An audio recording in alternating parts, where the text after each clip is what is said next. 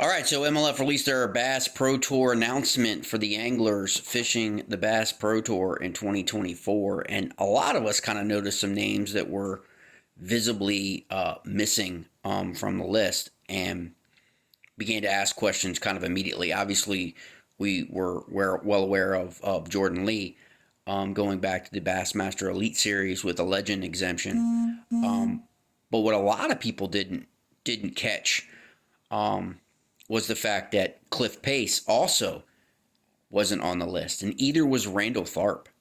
Tharp, I think, has been a participant in every single heavy hitters that MLF has ever had.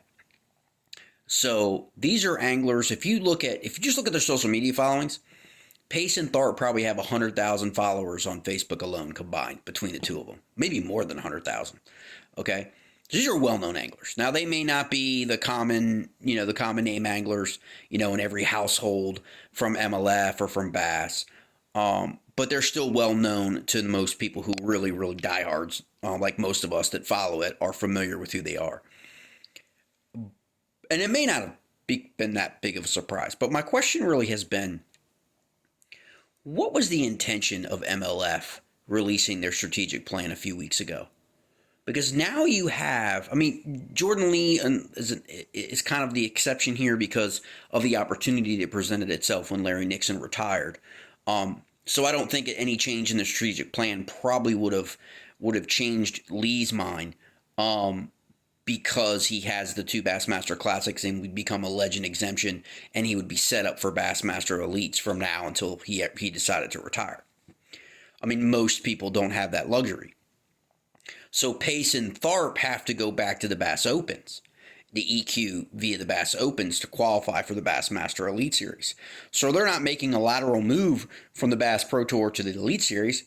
They're actually taking on a little bit of risk, in a sense that they've got to fish the 9 Bass Opens, and then compete, which I think Tharp has done before to get him into the Elite Series, I believe.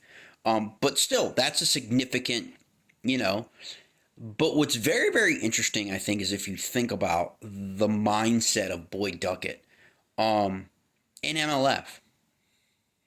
Why release that strategic plan? Why shake the tree, really, this far out from 2025, that you're having anglers leave, making the decisions already now for next season? Now, the first argument was, well, they want to get down to 50 anyway, so they'll just shake the tree out, and the ones that leave on their own, God bless them, see you later. That's less of the number of people that they'll have to cut, but it's really not, because they're still going to have 80 anglers fish next year, so they're going to have to cut down to 50, but it's really 35, because 15 of them, I think, are going to be guaranteed spots, so it's really cutting down to 35. I want to lay this out there. What if they change the plan again?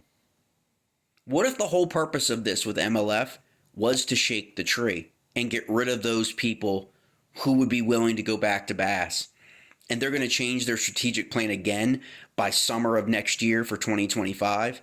And it's not going to be 50. It's going to be 60 or 65. But they'll have gotten rid of and shook the tree of those who weren't really in it to win it with MLF. I just pose that question, because why they would release it so far in advance from 2025 to really permit and allow a lot of these anglers to make these videos. And then a lot of people are talking about some of these anglers that are actually throwing slight MLF's way in some of the videos on their way out the door, things like that. It's just a really interesting question. Like, they could change this plan again, and that could be the whole intent, was to throw this out there, shake the tree up, get anglers talking, find out who's on your team, who's not, find out who really is, in it to win it with MLF, and find out who's really not, who's the bad apple. I'm not saying these guys are bad apples, but from the MLF mindset, who are really the bad eggs that aren't really in it and are going to leave. Get them out the door now, and then revise the plan again. Now, there's been a lot of criticism for MLF for being inconsistent over the years and always changing things. So why stop now? I guess is the question.